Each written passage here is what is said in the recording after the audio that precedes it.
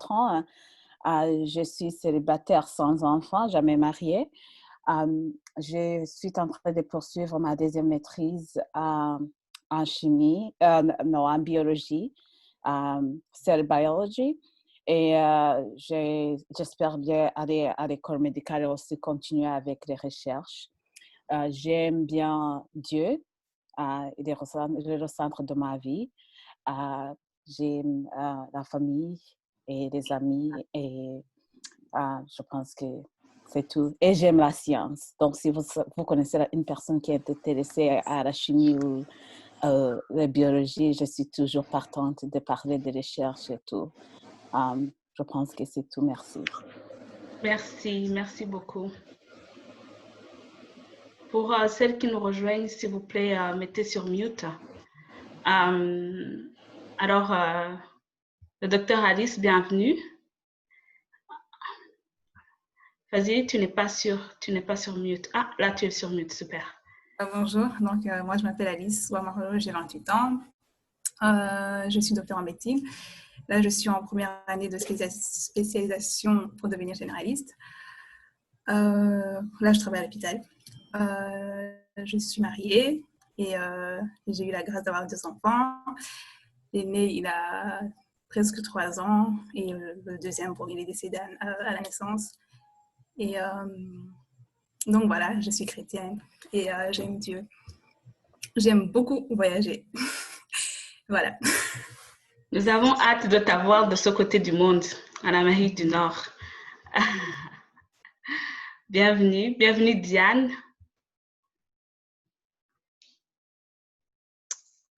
Merci, docteur Joséphine. Bonsoir tout le monde. Alors, moi, je me présente brièvement. Je m'appelle Diane Fitinément. Donc, je réside en France depuis quelques années maintenant.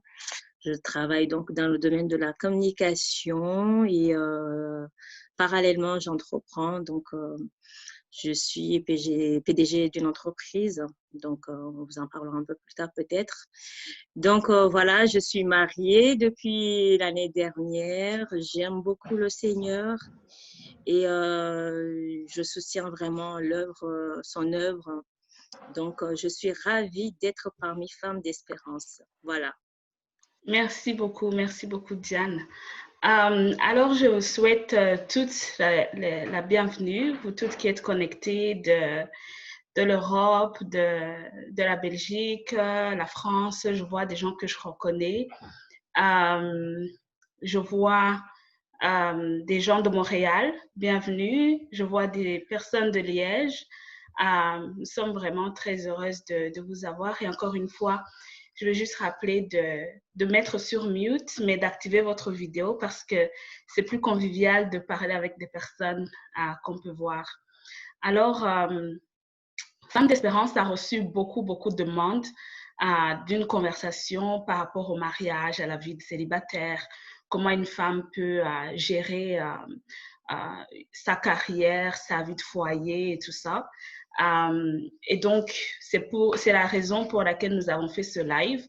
C'est en réponse à ces demandes-là. Et d'ailleurs, si vous avez d'autres demandes, n'hésitez pas à nous contacter. Et aujourd'hui, spécialement, nous avons Grace, qui est à New York, qui va nous parler de comment elle vit sa vie de célibataire et d'un article qu'elle a écrit récemment qui a fait le buzz, on va dire, dans le monde des femmes qui suivent ce qui se passe sur Femmes d'Espérance. Et ensuite, le docteur Alice va donner son témoignage. Et enfin, Diane va aussi partager quelque chose, un encouragement et une intervention de comment elle vient, parce qu'elle vient de sortir de cette vie de célibataire. Donc, Grace est encore célibataire. S'il y a des hommes ici, s'il vous plaît, prenez les numéros. Et Alice, elle est jeune, donc elle a pris la décision de se marier très jeune. Elle a eu des enfants alors qu'elle était à l'école. Donc, d'ailleurs, il y a eu une demande spéciale pour qu'elle soit parmi nous ce soir. Et enfin, Diane aussi, elle a été une célibataire, on va dire, bien vaccinée, mais qui, à un certain point, a dit non, vas-y, je me lance, j'y vais. Donc, voilà. Et je fais un spécial coucou à nos maris qui sont là et à tous les hommes qui sont là, parce que la vie des hommes est aussi très importante. Femmes d'Espérance ne serait pas là où elle est en tant qu'organisation sans le soutien de tous ces hommes de foi qui sont derrière nous. Alors, Grâce, bienvenue. La parole est à toi. Merci beaucoup. Merci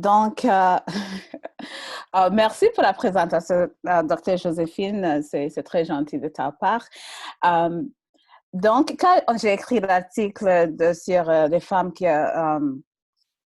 est-ce qu'on peut tout avoir en tant que femme, être mère, avoir une vie professionnelle, aussi être épouse. Moi, comme Dr. Joséphine l'a bien dit, je suis célibataire. Donc, c'est dans ce cadre-là, je me suis posé assez de questions. Je venais de lire assez de livres de femmes influentes qui étaient mariées, qui étaient mères. Et aussi, j'entendais beaucoup de discussions dans la communauté, qui m'a amené à vraiment m'asseoir et penser à cette question. Est-ce qu'on peut vraiment tout avoir? Et aussi, il y a le fait qu'au moins ici aux États-Unis, les femmes quittent le marché du travail à un grand taux comparé aux hommes pour s'occuper de leur foyer. Et ça devient un problème parce qu'on s'est battu ici. Il y a eu les lois de droits de la femme qui se sont battus pour qu'on puisse voter, qu'on puisse aller au travail. Affirmative Action a bien fait. Et on a cet accès à l'éducation, mais après on quitte pour aller s'occuper de la famille. Donc, c'est avec ça que je me suis approchée de ce sujet. Tout court, est-ce que les femmes peuvent tout avoir? Je dis oui, mais à un prix. Et je dis c'est à un prix parce que il faut beaucoup, il y a beaucoup de choses à considérer à un moment donné. Donc, quand j'ai commencé à écrire, je me suis dit, OK, quelles sont les choses à faire? Et j'ai couvert quatre choses que je veux parler brièvement. D'abord, il faut choisir des priorités. Quelles sont tes priorités? Il y a un modèle, parce que j'ai grandi dans une famille chrétienne aussi éduquée, ce qu'ils m'ont beaucoup dit, c'est qu'en tant qu'une jeune fille, il faut aller à l'école, avoir l'éducation, la carrière et puis mariage. Et maintenant, dans cette ère qui est moderne, est-ce qu'on peut toujours encourager ça? Est-ce qu'il y a un autre moyen? Et pour moi, je pense que choisis ses priorités. Veux-tu te marier jeune, veux-tu continuer tes études d'abord avant de t'engager dans un foyer, c'est très important. Donc, c'est dans ce sujet, il faut faire vraiment des priorités, t'asseoir, prier, prendre le temps de prier d'abord et puis choisir quelles sont tes priorités. Si tu as créé les priorités, donc tu vas faire priorité. Si tu es marié, c'est plus prioritaire pour toi, c'est plus prioritaire, mais il faut qu'on soit prêt à aider les jeunes filles qui sont encore populaires dès qu'il y a cette possibilité. Et puis, je dis, la deuxième chose, c'est de choisir, faire un choix de partenaire. Comme Dr. Joséphine vient de le dire, elle dit merci aux maris qui supportent leurs femmes. C'est très important d'avoir un époux qui te supporte ou une épouse qui te supporte. On sait déjà qu'on dit derrière une grande femme, derrière un grand homme, il y a une grande femme. Mais est-ce qu'on dirait autant pour les femmes que derrière une grande femme, il y a un grand homme? C'est ça les choses qu'on découvre que les gens qui sont mariés, les femmes influentes qui sont mariées, ils ont des maris supportifs. Donc, si tu veux choisir un partenaire qui a le but, tu sais ce que tu veux faire, il faut choisir un partenaire qui te soutient, qui n'est pas intimidé par tes valeurs et que tu soutiennes aussi dans ses parcours, que vous vous soutenez, que vous encouragez parce que c'est ainsi que votre foyer peut aller de l'avant. Et puis après, il y avait le coût à payer. Je pense qu'il ne faut pas négliger qu'en tant qu'une mère qui travaille en dehors de la maison, quelquefois, tu vas manquer des petites choses des enfants. Tu vas manquer leurs jeux. Tu vas manquer de mettre au lit ou quand ils disent les premiers mots. Ce sont les prix à payer. Est-ce que tu es prête à payer ce prix-là? Ce sont des questions à se poser autant qu'avant de t'engager à prendre cette décision. Donc, si tu es prête il faut toujours pensé au prix à payer. Moi, je me rappelle quand j'ai décidé de retourner à l'école, j'avais peut-être un fin de la vingtaine et je me suis assise, je me suis dit, il faut que je sois franc avec moi. Donc, je me suis dit, est-ce que je savais déjà que j'avais un appel dans ma vie? Est-ce que je peux vivre ma vie sans faire cet appel qui m'était lourd sur le cœur? Et j'ai dit, non, je ne serais pas complète et heureuse.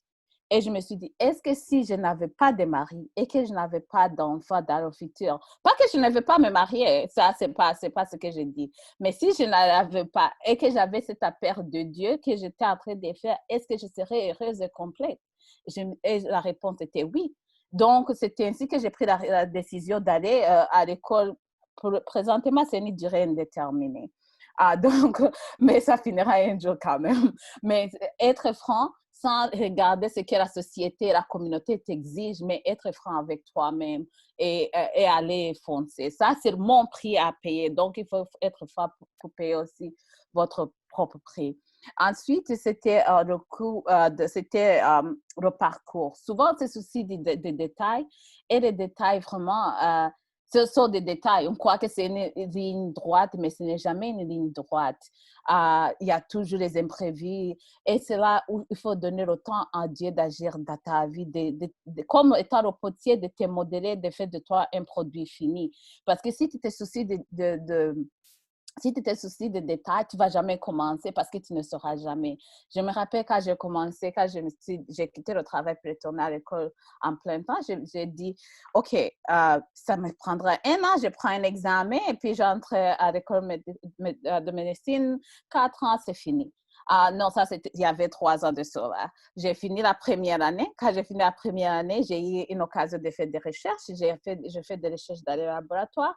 Quand j'ai fini l'année, j'ai été offert une opportunité de faire une maîtrise avec le scholarship, une bourse d'études, et j'ai pris, et ça, je peux voir la main de Dieu et la direction de Dieu dans ce domaine. Donc, le parcours, il est différent, c'est différent pour tout le monde, mais il ne faut pas te perdre dans les détails, il faut commencer et laisser Dieu travailler au cours de ton voyage là-dedans. Donc, c'est ça que je voulais partager avec vous. Mais pour moi, la chose la plus importante, c'est que ma relation avec Dieu était vraiment importante et je ne pouvais pas être là où je suis confiante aussi dans l'âge que je suis, dans la trentaine, sans que j'ai une relation vraiment avec Dieu. Donc, ma relation avec Dieu a joué, ça a joué une grande partie à prendre cette décision et à continuer et à savoir que je suis dans la volonté de Dieu.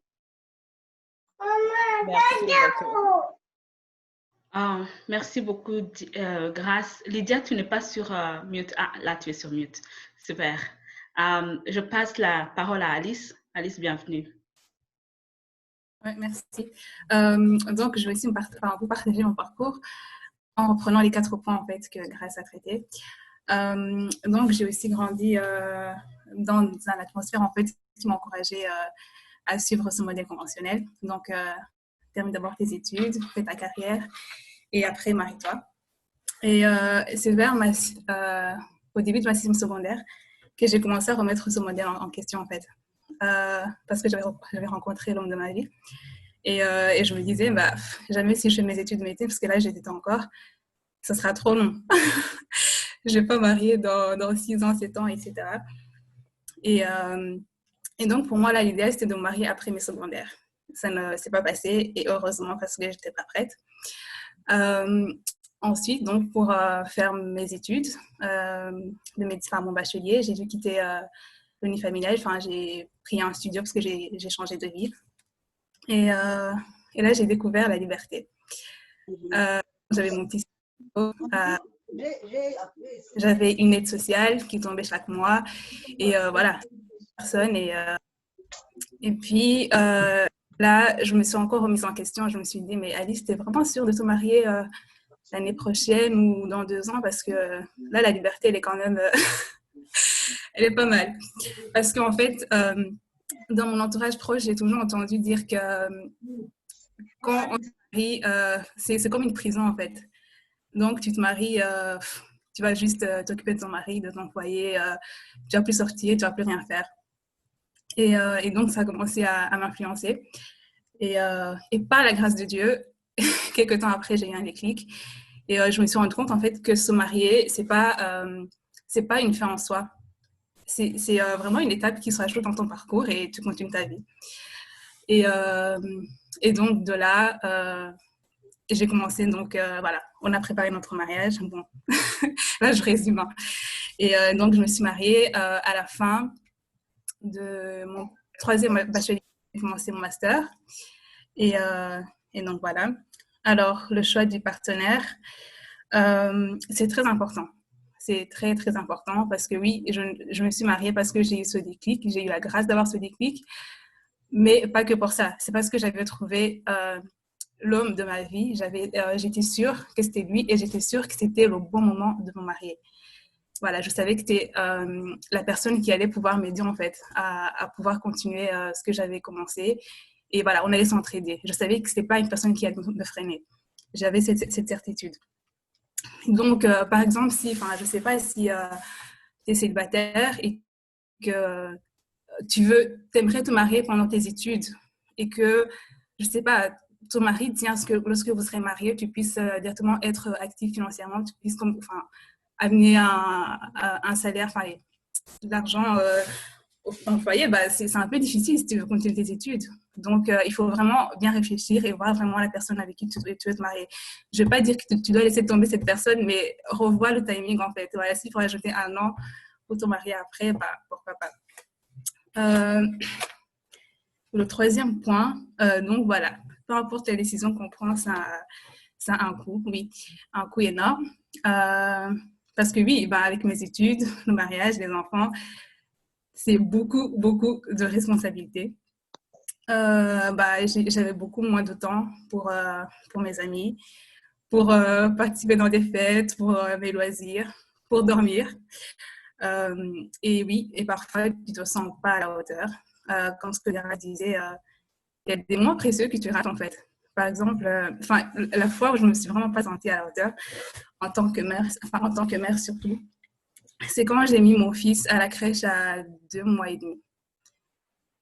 Ça, je suis encore marquée par ça, mais finalement, je me dis, mais Alice, mais non, t'inquiète pas, parce que quand on voit mon fils, il est en bonne santé, il va très bien. On ne verrait pas la différence avec un enfant qui est parti à la crèche à 1 an ou qui n'a jamais été à la crèche. Donc, finalement, on s'inquiète parfois pour rien. J'ai raté aussi ses premiers pas. Je n'étais pas là. Je pense que j'étais en stage. Mais voilà, chaque chose en son temps. Je dis ça parce que maintenant que j'ai terminé mes études, que je travaille, j'ai plus de temps en fait. J'ai plus de temps et on passe énormément de temps ensemble. Donc, je me dis, chaque chose en son temps. Maintenant, j'en profite, même si je ne pouvais pas le faire les premières années. Alors, le dernier point, c'était, oui, on n'a pas besoin de comprendre tout le déroulement du processus. Ça, c'est vrai parce que moi, à chaque étape, donc mon secret, c'est la foi en Dieu et la prière. À chaque étape de ma vie, en tout cas, toute chose qui va chambouler ma vie, je dois prendre le temps de prier et d'être sûre que je suis dans le bon, d'être sûre que Dieu est avec moi. Et sans me soucier en fait de comment ça va se passer. Quand j'ai commencé mes études de médecine, je ne me sentais pas du tout capable intellectuellement. Pas du tout, pas du tout. Mais voilà, j'étais convaincue que Dieu me voulait là-dedans. J'ai combattu pour ne pas le faire. Mais voilà, à un moment donné, j'ai dit, 1 mois avant la rentrée, j'ai dit, OK, j'accepte, on y va. Et je ne savais pas comment ça allait se passer, sincèrement. Pareil, quand je me suis mariée, je ne savais pas comment ça allait se passer. Voilà, si j'aurais plus difficile à étudier. Quand j'ai eu mon premier enfant, quand je tombe enceinte, je ne savais pas si j'allais passer 6 mois à allaiter parce qu'il y a des femmes, quand elles sont enceintes, elles font que dormir. Elles sont allaitées. Bref. Mais le fait qu'à chaque étape, je remets tout entre les mains de Dieu et quand je suis sûre que Dieu est avec moi, je fonce. Et franchement, jusqu'ici, je n'ai jamais été déçue. Et je n'ai aucun regret, quoi, franchement. Alors, qu'est-ce que je peux encore ajouter? Oui, donc je vais aussi parler aux personnes qui qui auraient cette pression de la part de leur entourage pour se marier. Il faut jamais se marier par pression parce que personne ne viendra assumer. personne ne viendra assumer ton foyer. Personne ne viendra assumer pour toi. Donc, sois sûr de toi. C'est ça que je dirais. Il faut vraiment être sûr de soi, peu importe ce qu'on va entreprendre et foncer. Et donc, voilà. Merci.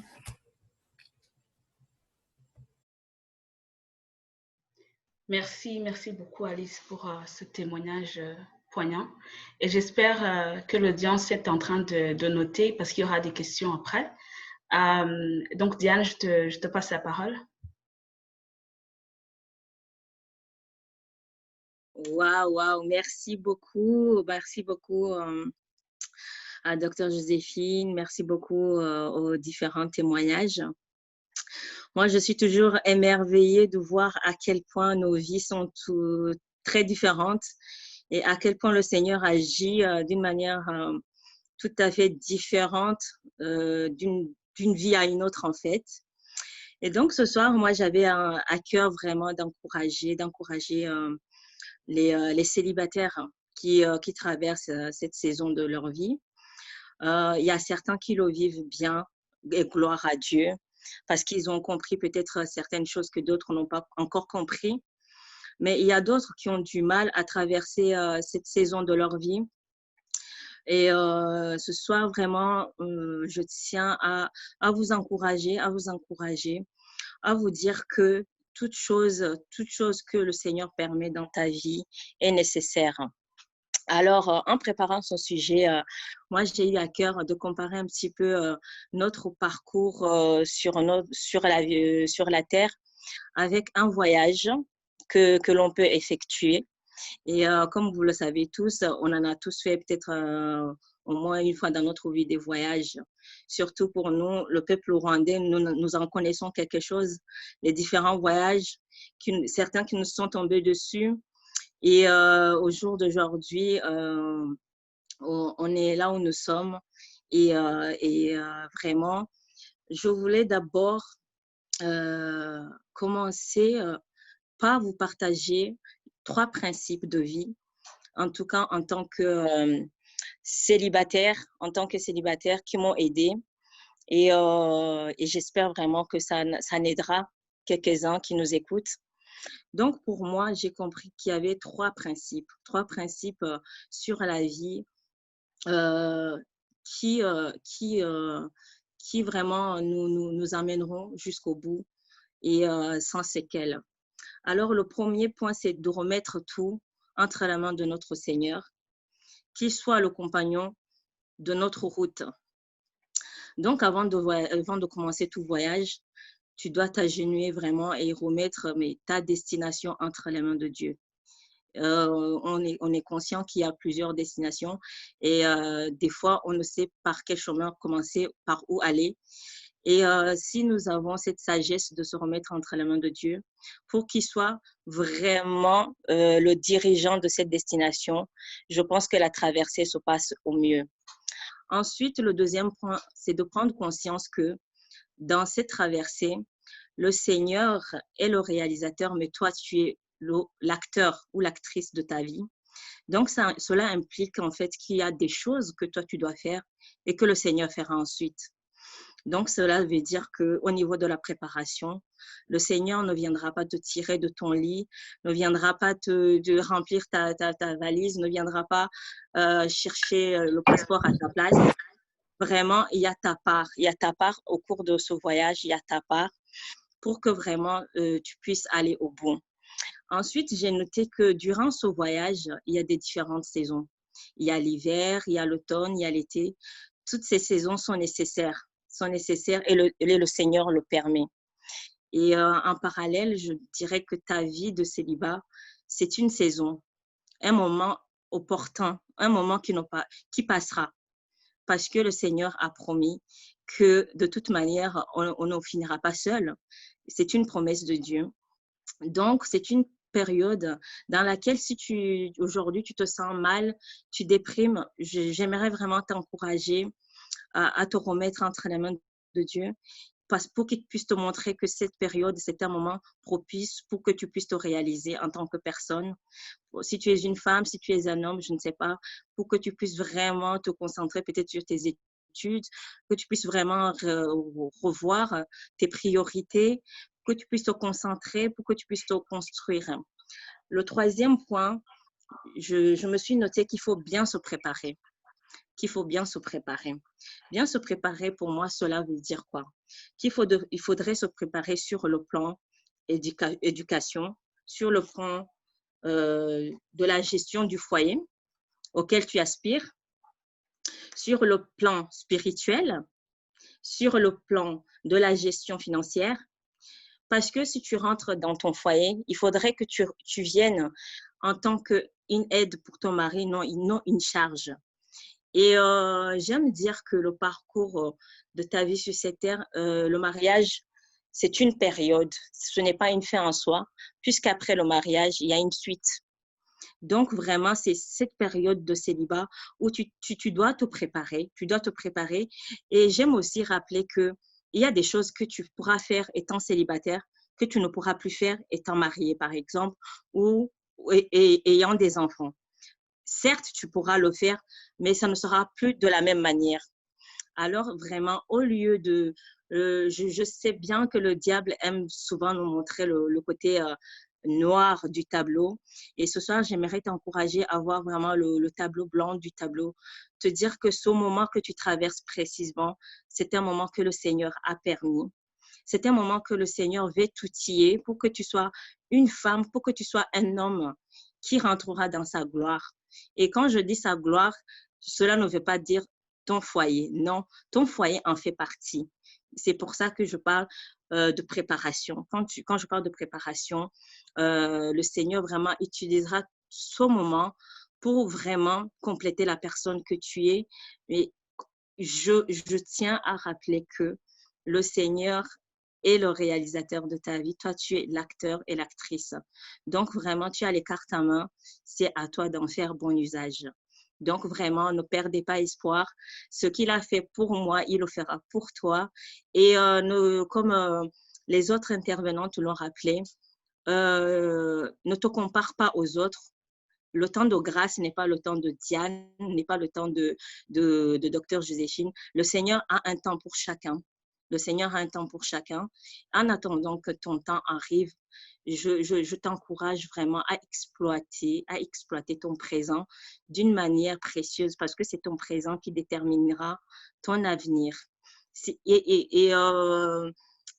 Je parlerai vite fait de mon expérience personnelle en tant que jeune mariée.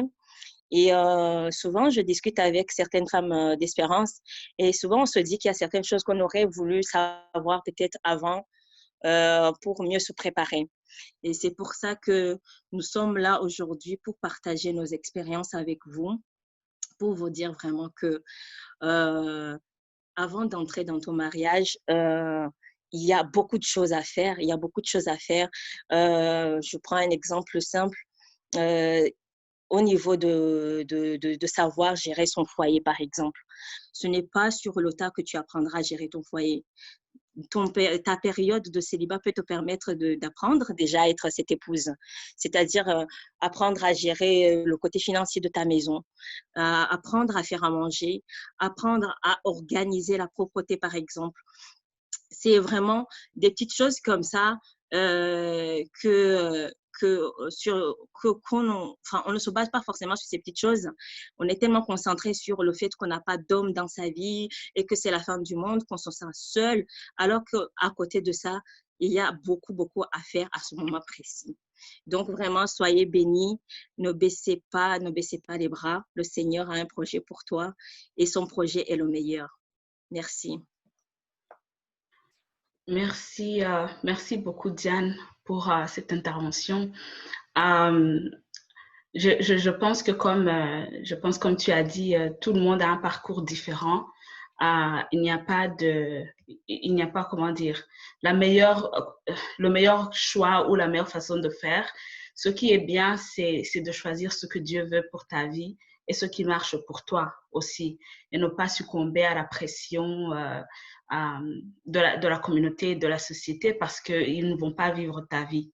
Euh, et, euh, et avec ça, je vais donner la parole à mon mari pour j'espère qu'il va dire de bonnes choses, pour qu'il puisse partager un petit peu, lui, comment il a vécu cette responsabilité de, voilà, moi aussi, j'avais de très grandes ambitions. Quand on s'est mariés, je venais de finir, je pense, ma deuxième, ma troisième, ma deuxième de doctorat. Et j'étais sous une pression, enfin, je voulais rien faire d'autre, quoi, à part étudier et travailler, parce que dans mon monde, Alice a parlé de la confiance de soi, en soi. Dans mon monde de professionnel, j'étais au plus bas niveau. Alors que dans la communauté, et je sais beaucoup parmi vous disent docteur Alice, docteur Joséphine, c'est comme, voilà, ils ont accompli quelque chose. Mais dans le monde du travail, on est des juniors. Et dans ce monde-là, on doit se battre tous les jours pour garder nos places, pour justifier nos places, parce qu'il faut savoir, nous sommes noirs dans des pays des blancs. Et c'est un combat de tous les jours, en fait. Et parfois, ça peut prendre beaucoup d'énergie, beaucoup d'énergie. Et si on n'a pas une personne qui parvient à temporiser les choses, à gérer, à te dire ça va aller, ben, on abandonne vite. Donc, sans plus tarder, je lui donne vite la parole. Mais je me demande pourquoi vous vous cachez, vous qui avez enlevé les vidéos. Vraiment, on a envie de vous voir. On a envie de voir à qui on parle. On a envie de voir avec qui on est en conversation, parce que nous avons reçu beaucoup de messages qui nous demandaient de faire ce live. Donc, vraiment, ce serait super. Donc, Janvier, je te donne la parole.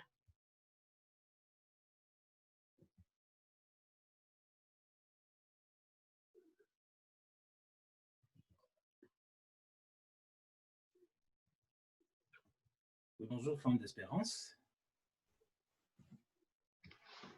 et homme d'espérance, bien sûr. Alors. Je remercie le Seigneur pour cette occasion qu'il nous donne. C'est très intéressant de voir une action comme celle-ci qui se concrétise. Ça faisait tellement de temps qu'on en parlait, mais je remercie le Seigneur qu'on peut quand même se réunir malgré la distance qui nous sépare. Dieu est là et il est à l'œuvre. Donc, moi, je ne vais pas parler vraiment beaucoup trop sur moi-même, parce que la plupart des choses que je voudrais parler, les autres l'ont déjà dit. Je remercie le Seigneur parce que c'est un temps qu'il nous donne pour réfléchir sur ce qui s'était déjà passé. Moi, dans ma vie de célibataire, je me suis raccroché au Seigneur. Aussi simple que ça. Et puis, bien sûr, quand je dis une telle chose, ça paraît très facile à dire, mais c'est parce que Dieu, c'est notre fondation. C'est lui l'accomplissement de notre vie en général. Et je voudrais juste vous partager une sorte de métaphore qui m'a guidé le long de ma vie de célibat. C'est qu'un enfant qui est né aujourd'hui, il est complet, non? Un enfant qui est né aujourd'hui, il est complet ou pas? Oui, oui. Il est complet. Oui.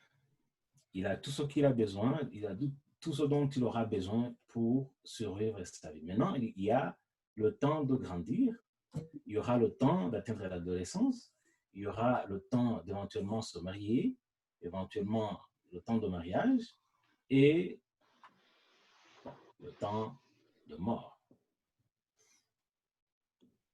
Et c'est ça, c'est dans cette optique que moi je marchais en fait, c'est dans cette optique que je disais, Seigneur, bon, si tu permets que je vis selon l'étape où je suis. Parce que la parole de Dieu me dit que le salut est aujourd'hui. Oui? Je dis aussi le salut parce que je suis chrétien. Je n'ai pas honte de le dire, parce que beaucoup de fois, nous les chrétiens et chrétiennes, nous avons ce froissement de proclamer haut et fier que nous sommes chrétiens. À l'école, c'est comme si c'est une source de honte de parler du Seigneur. Or, c'est c'est le plus grand privilège qu'on peut avoir comme personne, en fait, parce que c'est le plus haut niveau que tu peux atteindre dans la vie d'une personne. Alors, pendant ma vie de célibat, je me suis raccroché au Seigneur. J'ai servi le Seigneur à tous les titres qu'il m'a permis. Et bien sûr, il y avait des sœurs autour de moi. Bien sûr, comme un jeune homme, tu te poses des questions. Des fois, tu te dis, mais comment ça va se passer? Et puis, des fois, tu entends des témoignages des gens qui te disent, oh, moi, le Seigneur m'a parlé. Bon, alors, je ne savais pas que le Seigneur parlait aux gens d'aller épouser quelqu'un d'autre. Moi, je l'appelle chantage parce que dans le chrétien actuel, dans le milieu chrétien actuel, on en parle tellement. Mais la plupart des fois, ce sont des exceptions. Ce sont des cas exceptionnels. Le Seigneur peut te montrer la personne à qui tu peux t'approcher, mais c'est plus une exception parce qu'il t'a donné une intelligence aussi. Il t'a donné des yeux pour voir. Alors, quand tu vois une sœur, tu t'approches de la sœur, tu lui parles, voilà. C'est pas compliqué. Et ça, je le dis parce que tout le monde a besoin de se marier éventuellement. Tout le monde a besoin de combler ce vide éventuellement dans leur vie. Mais moi, ce qui m'a fort surpris, c'est parce que beaucoup de fois, quand je regardais, bien sûr, des fois, je me trompais. Des fois, je n'étais pas sûr. Des fois, je ne voyais pas. Mais, comme dans l'entrepreneuriat, tu entreprends un projet, ça marche ou ça ne marche pas. Et dans cette optique, j'étais vraiment très vrai à moi-même, très vrai à ma croyance, parce que la Bible n'est pas très claire sur le processus de fiançailles, sur le processus de dating. Alors, c'est là que je me dis, si la Bible n'est pas très claire là-dessus, c'est parce que Dieu nous laisse cette option d'utiliser notre intelligence, d'utiliser ce qu'il nous a déjà donné.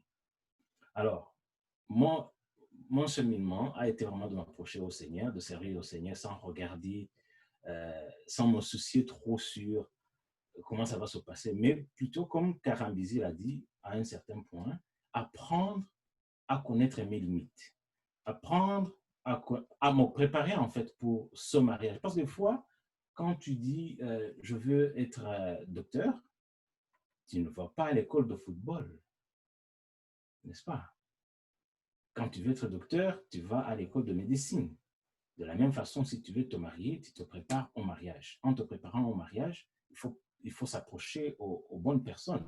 Il faut parler aux bonnes personnes. Il faut demander de l'aide à ceux-là qui traversent ce cheminement ou qui l'ont déjà traversé pour qu'ils te donnent des tips. Mais des fois, on a peur de poser des questions. Moi, je n'avais jamais honte de poser certaines questions, même des questions qui étaient banales, qui paraissaient banales. Par exemple, j'ai demandé à un ami, il dit, toi, tu nous as dit un jour que Dieu t'a parlé de ta femme. Comment ça s'est passé? Est-ce qu'il est venu en personne?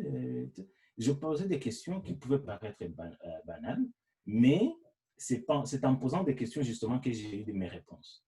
Et puis, il y en a un autre qui me dit, moi, quand ma femme est entrée dans la salle où on était, je l'ai vue, je savais que c'est elle que je devais épouser. Et voilà, c'est ça qui s'est passé. Bon, ça c'est au cours des années, bien sûr.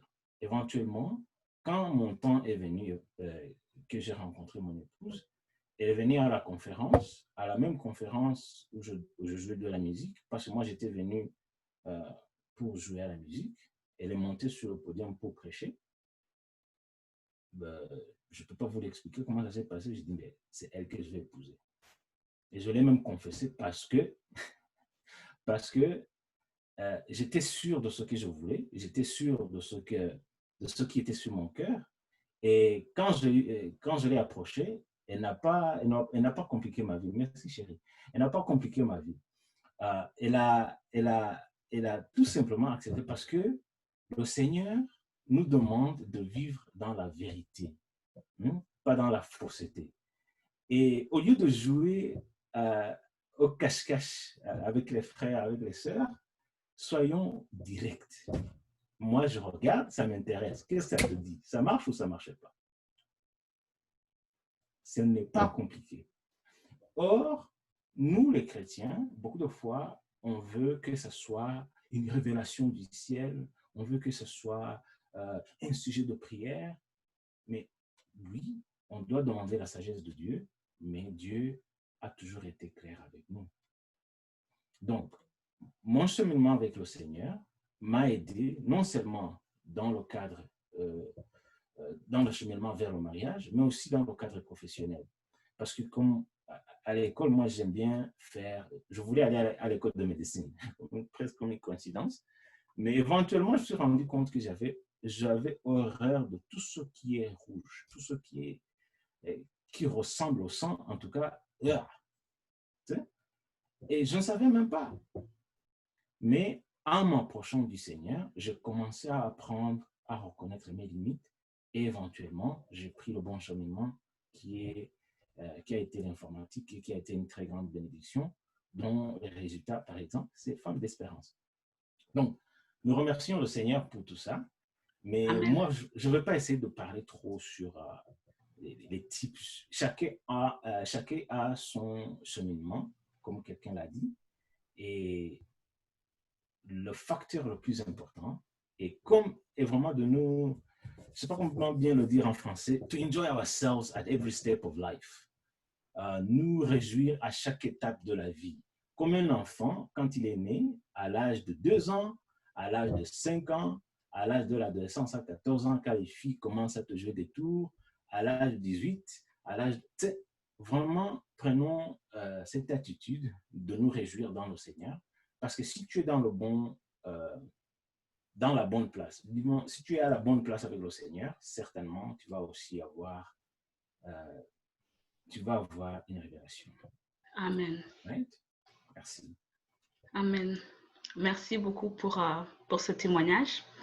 Là, tout de suite, on a ouvert le micro à vous toutes qui êtes en train de suivre. On a parlé de préparation, on a parlé de choix. Si vous avez une question, vous pouvez l'écrire dans le chat. Vous pouvez, si vous avez votre vidéo, faire comme ça, ou alors lever la main avec, je pense que l'application donne l'option de lever la main. Je devrais pouvoir vous voir et vous donner la parole. Pourquoi? Parce que chaque personne a un parcours différent et que chaque personne a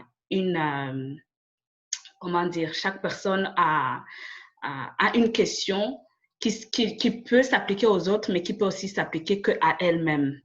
Mais dans tout ce qui s'est dit aujourd'hui, au fait, moi, je pense que le plus important, c'est de faire un choix. Quand tu fais un choix et quand tu ne fais pas un choix, les deux sont des choix. Quand tu ne fais pas un choix, la vie va décider pour toi. Par exemple, tu décides de te marier jeune. C'est un choix. Ça veut dire qu'il y aura des conséquences. Comme Alice l'a dit, tu vas manquer les premiers pas de tes enfants et tout ça. Personnellement, moi, j'ai attendu. J'ai dit non, je finis d'abord mes études et puis les enfants, ça va venir après. Pourquoi? Parce que je voyais le stress que j'avais et il fallait que je fasse un choix. Bien sûr, la communauté ne le comprend pas nécessairement et franchement, on ne va pas s'expliquer jusqu'à un certain point. Quand tu as fait ton choix, tu fais ton choix et tu l'assumes.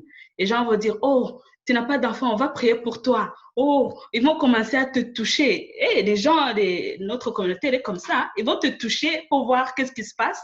Ils vont vouloir t'imposer des mains que tu n'as jamais demandées. Ils ne savent pas pourquoi tu fais le choix que tu as fait. Et donc, moi, ce que j'encourage tout le monde, c'est de faire son choix pour pas que le monde, la société, la communauté, les parents fassent le choix pour toi. Ça, c'est la première chose. La deuxième chose, c'est se décider. Si tu rencontres une personne, décide-toi, arrête de passer dans les, on va voir, on va examiner, comme Alice a dit, c'était soit je me marie, soit j'attends 6 ans. Vous vous imaginez 6 ans de fiançailles. Mais comment tu vas gérer tout ce temps étant fiancé en disant que tu vas prioriser les études? C'est un peu compliqué. Et puis, c'est la même chose avec avec la carrière aussi. À quel point que tu vas te lancer dans certaines choses. Tu veux une carrière internationale, tu veux travailler dans des milieux internationaux, mais tu ne te donnes pas le temps de voyager. C'est en étant jeune qu'il faut sortir, qu'il faut aller à gauche et à droite, qu'il faut faire des stages. Pourquoi? Parce que tu peux encore mettre toutes tes affaires dans un sac et partir. Mais si tu veux une carrière internationale, et puis tu te maries, et puis tu as des enfants, soyons honnêtes avec nous-mêmes. Il faut étudier le marché. Le marché ne va pas t'accommoder, tout simplement. Après, tu seras frustré, tu ne vas pas pouvoir... tu ne vas pas pouvoir entrer dans ta destinée. Et avec ça, je conclue et je vous donne la parole à vous qui voulez poser des questions.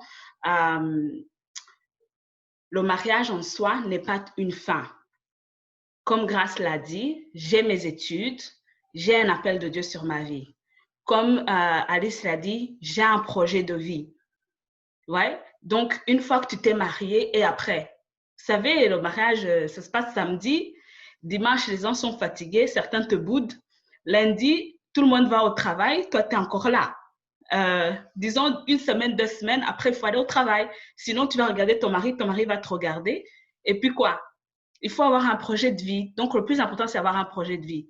Et comme Diane l'a dit, c'est un voyage. Donc, on passe par la vie de célibataire, on passe par le mariage, on peut passer par la vie d'être parent, d'être grand-parent, etc., etc. Chaque étape vient avec ses difficultés, chaque étape vient avec aussi ses bénédictions. C'est important de le dire parce que le mariage est bon. Moi, je dis toujours, le mariage est bon. Je sais que beaucoup de gens disent non, un mari, il va te fatiguer, il va te... Tout ça, c'est pas biblique. Le mariage est bon. C'est une institution qui a été mise en place par le Seigneur. Et quand tu rentres dedans avec des idées d'échec, forcément, tu vas avoir des problèmes. Mais quand tu vas dedans avec un cœur de qu'est-ce que je peux faire pour faire avancer l'autre, tu vois, pas une mentalité de qu'est-ce qu'il va me donner. Moi, j'aime demander aux filles, qu'est-ce que toi, tu as à donner?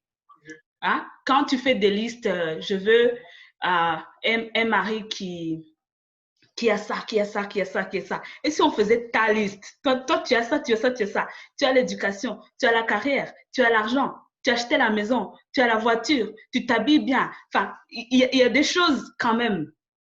Les chrétiens devraient essayer de voir un peu plus loin que ça. Et donc, je peux continuer à vous parler, hein, mais je vois pas de questions, je vois pas de signes. Mais je vais quand même arrêter là et donner la parole à qui que ce soit qui veut intervenir. En quelque sorte, il n'y a pas d'option pour lever la main. Oh, il n'y a pas d'option? Non, je ne l'ai pas trouvé. Ah, sorry. Donc, si vous voulez poser une question. Il y en a une. Oui, juste ouvrir. Je vois Dorcas a ouvert son micro. Non, je disais qu'il y a une option à droite, enfin, en tout cas sur mon GSM, où tu peux lever la main. Oui. Mais bon. Mais en même temps, vous pouvez aussi juste ouvrir le micro et poser la question. Mais une dernière chose que je voulais dire, je vois que Jean-Vier va intervenir, c'est que parfois, il faut être active aussi. Enfin, tu es célibat depuis 5 ans et tu attends que l'homme charmant vienne te trouver dans ton trou. Enfin, c'est un peu compliqué, quoi. Il faut sortir. Il faut sortir, il faut aller voir les gens, il faut aller dans les communautés où il y a des personnes qui aspirent aux mêmes choses que toi, par exemple, par rapport à la foi. Et ça, c'est important. Et aussi de demander à tes copines. Demander à tes copines. Il y a plein de témoignages de gens qui vont dire oui, non, moi, c'est telle personne qui m'a mis en contact avec quelqu'un. Et puis voilà, donc être ouvert et pas attendre que monsieur charmant va te trouver, va te trouver là où tu es, quoi. Donc voilà. Jean-Vier, je te donne la parole et puis je vous laisse aussi intervenir. Non, je voudrais tout simplement dire que s'il n'y a pas l'option de lever sa main, on peut juste lever sa main d'habitude, quoi. Diane a levé sa main.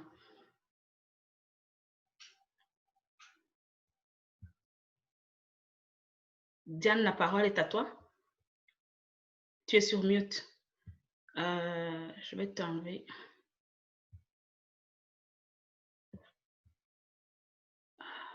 Tu es sur mute. Je mets mute et puis en attendant que Diane le figure out, j'ai une question aux hommes. Oui. Parce que il faut dire, Janvier a dit quelque chose, il dit il faut pas, je dirais, c'est comme s'il faut être agressif dans le dating. Mais moi, ce que je trouve après quelques années, moi, vous pouvez m'appeler célibataire endurci parce que personnellement, c'est comme ça la société le dirait ou parce que c'est la question que j'ai tout le temps. Mais je trouve que les hommes, en tant que chrétiens, ils nous demandent, quand tu es agressif, c'est comme si tu es désespéré. Si tu demandes à un homme, voilà, je suis dans la trentaine, je pense que je suis prête ou je suis prête et tu as des sentiments et tu pries, tu continues de prier de la situation, tu vois l'homme et on te dit tu es agressive, que tu es désespéré, que tout ça là. Quand même, il faut dire que ça joue sur le mental après un bon moment et tu te dis mais est-ce que vraiment je suis désespérée jusqu'à ce point? Moi, je préfère rester si c'est comme ça, la communauté, la société va me voir. Donc, je préfère rester célibataire ou rester dans mon coin qu'on me trouve quand même. Parce que ça joue vraiment sur le mental. Donc, comment être agressif? Je ne sais même pas si c'est vraiment être agressif, mais comment se présenter en même temps et dire que tu n'es pas désespéré. Tu cherches quelque chose de bon, quelque chose de biblique, mais tu n'es pas vraiment désespéré. Hein? Alors, je vois Enoch qui est là et je vois Irénée. Donc, bienvenue les hommes. Dites-nous si ce serait agressif de dire, écoute, tu me maries ou tu t'en vas.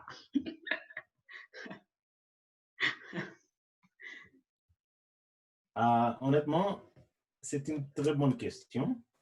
Mais Irénée, tu peux répondre à ça, s'il te plaît? Bonsoir tout le monde.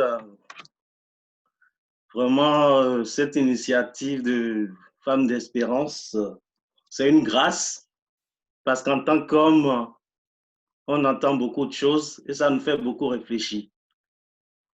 Grâce, pour répondre un peu à la question de Grâce, c'est vrai que quand elle était en train de poser la question, j'ai pensé à un truc. Comme on parle de mariage, donc forcément il y a l'amour. Et on sait très bien que le langage de l'amour de Dieu, c'est le donner. C'est le donner. Si vous ne le saviez pas, sachez que le langage de l'amour de Dieu, c'est le donner. Ceux qui ont essayé de lire un peu les langages de l'amour, parmi les langages aussi, il y a le cadeau. Mais pour le langage de Dieu, c'est le donner. Donc Dieu a tant aimé le monde qu'il a donné son Fils unique, afin que quiconque croit en lui ne périsse point, mais qui ait la vie éternelle. Mais en donnant, Dieu n'a pas jugé qui que ce soit. Il a donné tout simplement. Donc, la question que j'ai envie de poser à Grâce, qui est-ce que tu écoutes? Parce que en tant que chrétien, vrai chrétien, je veux dire, parce que tout le monde peut prévaloir d'être chrétien. En tant que vrai chrétien, on n'a pas à juger notre prochain. Déjà, quelqu'un qui te traite de désespéré, c'est un jugement qu'il porte à ton endroit. Parce que il faut aussi que tu saches, même la foi sans les œuvres est une foi morte. Donc, quand tu veux quelque chose, quand tu ne rentres pas dans l'action, ça peut ne pas donner ce que tu veux. Donc, ce que peut-être cette personne appelle de l'agressivité, est-ce que c'est de l'agressivité à ton niveau? Quand tu poses l'acte, est-ce que toi, tu le vois comme une agression? Donc, tu ne le vois pas comme une agression. Maintenant, la personne en face de toi qui le voit comme une agression, ça veut dire que quelque part, cette personne n'a pas les mêmes visions que toi. Ça, tu sais, Dieu n'a pas besoin de descendre sur terre pour te dire cette personne n'est pas faite pour toi. Donc, moi, je trouve que normalement, quand on aime quelqu'un, quand c'est ta personne, il n'y a même pas de complications. Ça se fait en un instant. Et comme Janvier l'a dit, il était sur son instrument, il a regardé son âme sœur et il a dit, ça, c'est la femme de ma vie. C'est comme ça se passe. Donc, je crois que ça ne doit pas te limiter. Tu dois savoir qui tu es en Jésus-Christ. Tu es une princesse de l'Éternel. Tu es un être le plus extraordinaire de l'univers. Donc, tout ce que les gens disent n'engage que, en fait. Ça n'engage pas ce que toi, tu penses. Ce que tu penses de toi, ce que tu dis de toi, n'engage que toi. Ça n'engage pas les autres. Donc, en tant que chrétien, on doit faire cette préparation aussi pour qu'on sache qui nous sommes. Nous sommes des princes. Nous sommes des princesses. Quelqu'un ne peut pas nous dire qu'on est désespéré. On n'est pas désespéré. Nous, on est là pour apporter de l'espoir. On est là pour apporter la joie. On est là pour porter notre prochain. Donc, quand on est ensemble en couple, notre objectif, ça va être de suivre le même langage que Dieu. C'est de donner sans rien attendre en retour. Parce que Dieu aussi a dit dans la parole que quand tu donnes, tu reçois. Donc, ça veut dire que toi, tu ne vas pas attendre de recevoir. Tu donnes tout simplement. Et là, étant donné, comme on dit, toutes choses étant par ailleurs, quand tu vas donner, forcément, tu vas recevoir. Donc, tu dois donner de l'amour, tu dois donner de l'amour, tu dois aller de l'avant, et puis Dieu va te porter, Dieu va te porter, Dieu va te porter. Après, tu sais, des fois, certaines femmes cherchent l'amour alors qu'il est juste là. Ils ne cherchent plus alors qu'il est juste là. Donc, grâce, je voudrais te dire, n'écoute pas les mauvaises personnes, écoute les personnes qui te disent des choses valorisantes. Sûrement, parmi ces personnes, il y a ton âme sœur. Voilà tout ce que je voudrais dire. Et je vous remercie de m'avoir donné la parole.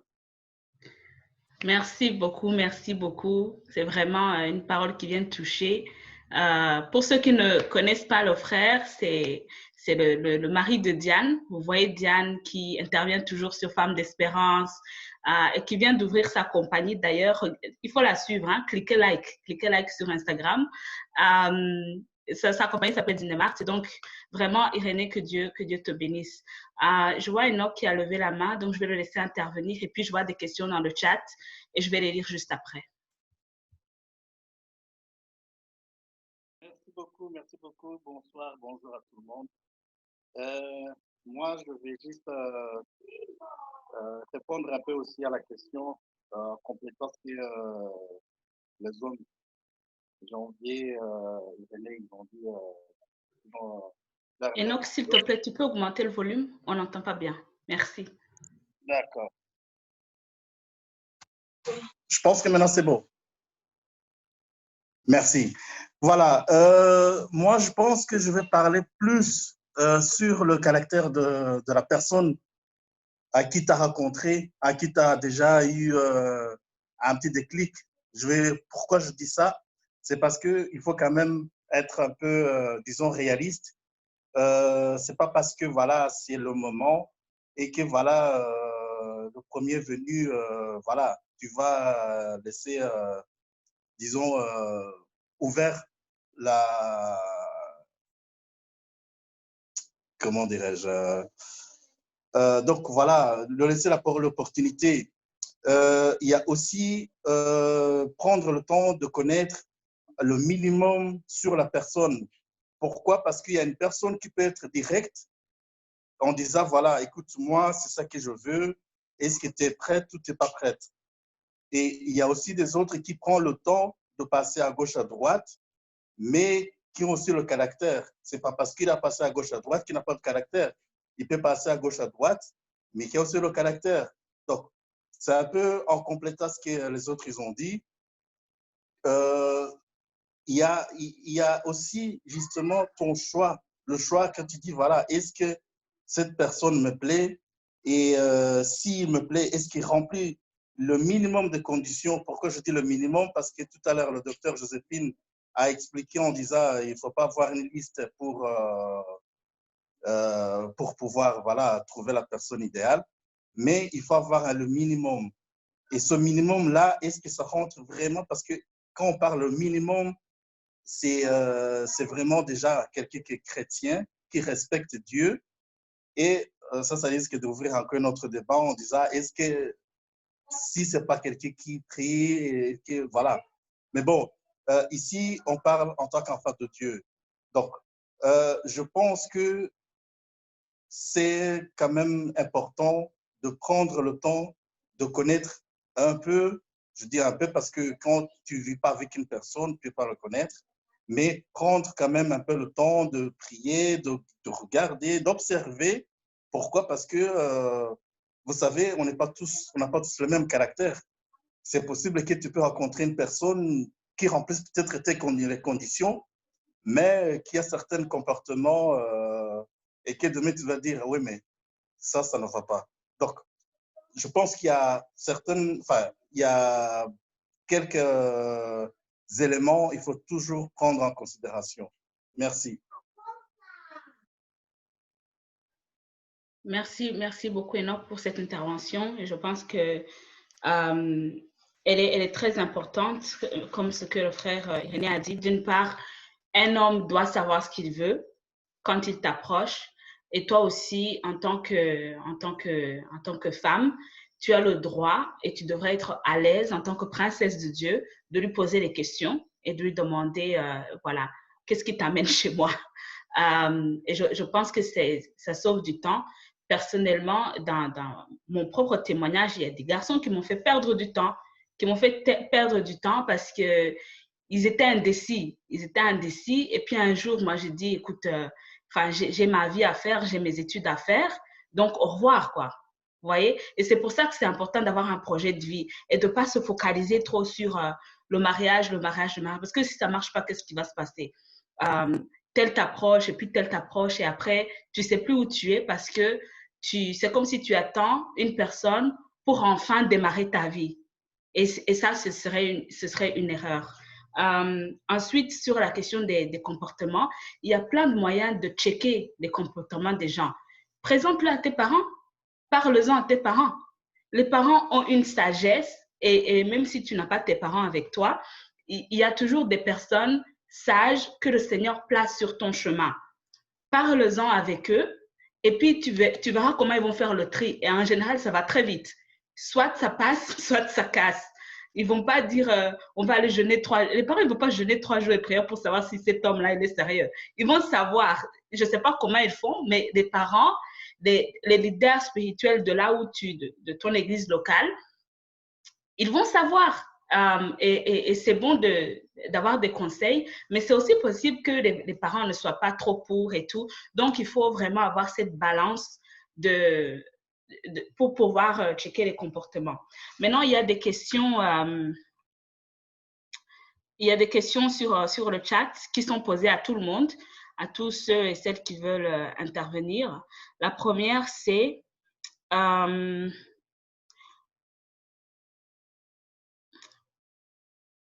question par rapport au propos de grâce à New York. Doit-on rabaisser nos standards face à cette frustration? Donc, tu attends à quelqu'un, est-ce qu'on doit baisser nos standards?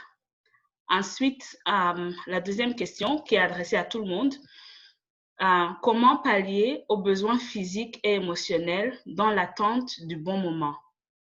Avez-vous des conseils pratiques? Je vais prendre ces deux-là pour l'instant et après, on va continuer avec les questions. Je répondrai à la première sur les standards. Oui.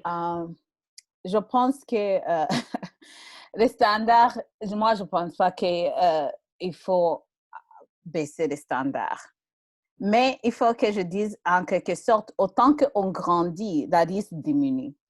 Les choses que tu pensais être importantes à 20 ans, 25 ans, ce n'est plus important à 30 ans et ce n'est plus important à 35 ans.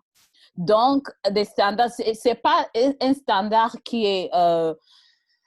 il y en a qui sont, par exemple, mariés. Pour moi, un de mes standards, c'est que la personne doit être chrétienne. C'est tout court. Et vraiment, c'est difficile pour moi de donner la parole à un homme qui n'est pas chrétien parce que quand j'essaie, ça m'amène quelque part d'autre. Donc, ça, c'est un standard qui est standard que je ne pense pas que ça peut changer. Mais il y a d'autres standards. Quand tu vois, tu disais, oh, je vais marier un homme clair. À propos de 2 mètres, je ne sais pas, 6 feet, comme on dit ici.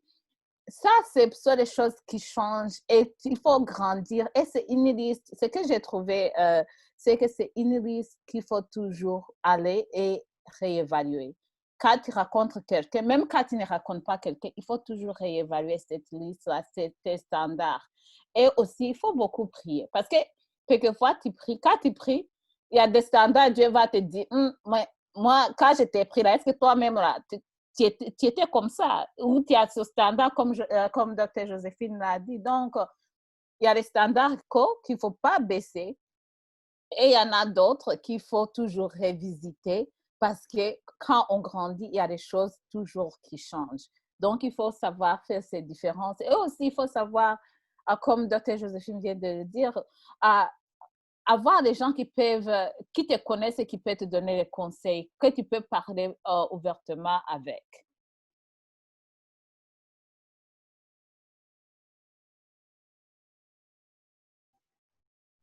Merci, merci Grace. Parmi les... Oui, Lydia. Lydia, tu vas répondre? Merci. Et puis Diane aussi. Oui, j'allais donc juste commenter sur ce qu'elle vient de dire, les standards.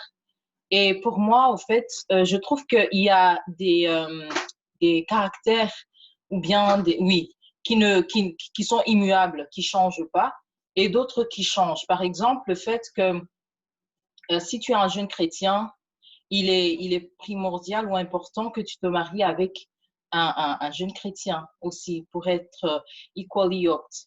Donc ça ne change pas. Mais par contre, quelque chose comme l'origine ou bien la couleur de la personne ou des caractéristiques physiques, ça peut changer. Donc, pour résumer, c'est que il faut savoir quels sont les critères d'un bon époux, une bonne épouse selon Dieu. Et puis, ça reste immuable, ça reste inchangeable. Et alors, les autres critères que toi, tu aimes, par exemple, voilà, j'aime quelqu'un qui est gros, qui est mince, ça peut changer. Et franchement, Dieu, il nous donne selon les désirs de nos cœurs. Voilà.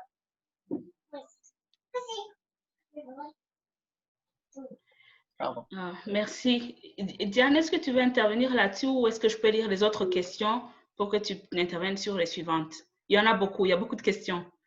Ah, ok. Là-dessus, alors. Hein? Non, c'était par rapport à la flexibilité. Oui, d'accord. Donc, voilà. Donc, par rapport à ce que je pense Enoch a dit, comme quoi il y a certains hommes qui vont t'approcher directement, d'autres qui vont peut-être le faire d'une autre manière. Et la finalité reste la même. C'est pas pour autant que la personne n'est pas fait pour toi, mais c'est parce qu'il s'est pris d'une autre manière.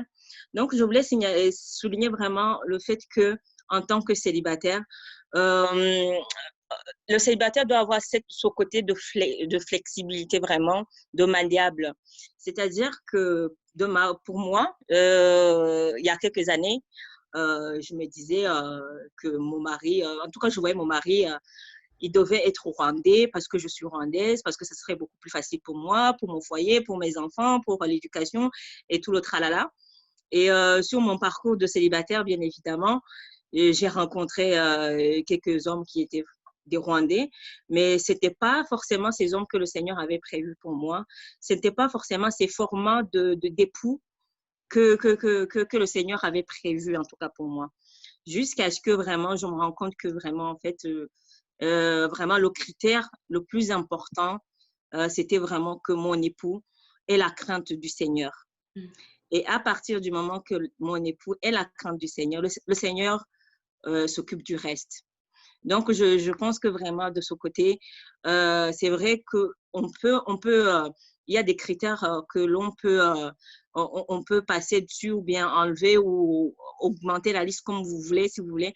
Mais le seul critère qui doit rester, c'est-à-dire la base, c'est vraiment épouser une personne qui a la crainte du Seigneur. C'est le plus important. Au reste, l'amour n'a pas de couleur, l'amour n'a pas de forme et voilà.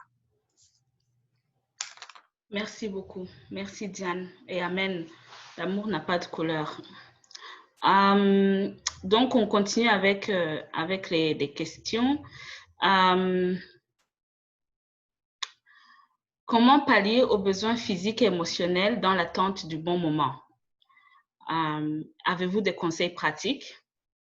Ensuite, on a est-ce que rencontrer quelqu'un sur Internet, c'est mauvais? Bon, pas forcément. On est tous en train de se voir sur Internet aujourd'hui. Et franchement, j'ai envie de dire, activez-vous sur Internet, quoi. Commentez dans le chat de Femmes d'Espérance après, hein, sur YouTube. Mais il y a une autre question qui, je pense, qui est aussi très importante. C'est, on nous a parlé du prix à payer. Que faire lorsque notre prix devient un ralentisseur dans le projet de vie du foyer? Donc, que faire lorsque notre prix devient un ralentisseur dans le projet de vie du foyer? Bienvenue à ceux qui veulent intervenir.